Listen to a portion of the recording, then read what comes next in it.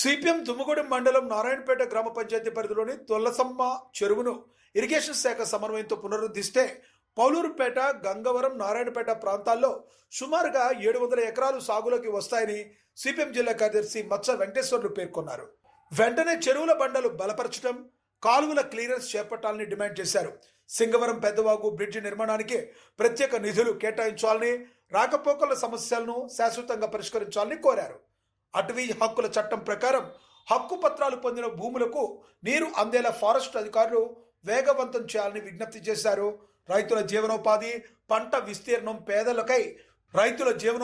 పంటల విస్తీర్ణం పెంపుదలకై ప్రభుత్వం తక్షణ చర్యలు తీసుకోవాలని కోరారు.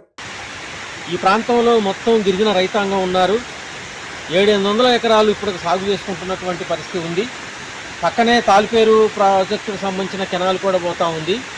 కానీ దీనికి ప్రధానంగా ఈ తులసమ్మ చెరువు ఏదైతే ఉందో దీనిపైన అలుగు మీద ఎత్తు పెంచి దీనికి సమగ్రమైన నిధులు కేటాయించి ఈ యొక్క చెరువుని పూర్తి స్థాయి వినియోగంలోకి తీసుకురావడం ద్వారా ఈ మండలంలో ఉన్న ఈ ప్రధాన 3 గ్రామ పంచాయతీల పరిధిలో ఉన్నటువంటి ఈ మొత్తం గిరిజన రైతాంగానికి ఉపయోగపడేటువంటి అవకాశం ఉంది.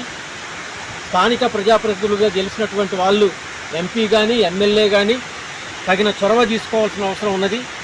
ముఖ్యంగా భద్రాచలం శాసనసభ్యులుగా ఎన్నికైనటువంటి తెల్లం వెంకట్రావు గారు ఈ మండలం వాసి, ఇప్పటికే ఈ గ్రామాలు పర్యటన చేసినట్టుగా పత్రికల్లో చూసాము. కానీ ఎక్కడ కూడా ఒక రోడ్డు పెట్టడం కానీ, లేదంటే ఒక చెక్కు డ్యాము, ఒక చెరువులు వీటికి సంబంధించినటువంటి ప్రతిపాదనలు పెట్టినట్టు కూడా ఎక్కడా లేదు. ముఖ్యంగా ఇప్పుడు పౌలూరుపేట నుండి ఈ తులసమ్మ చెరువు దగ్గరకు రావడానికి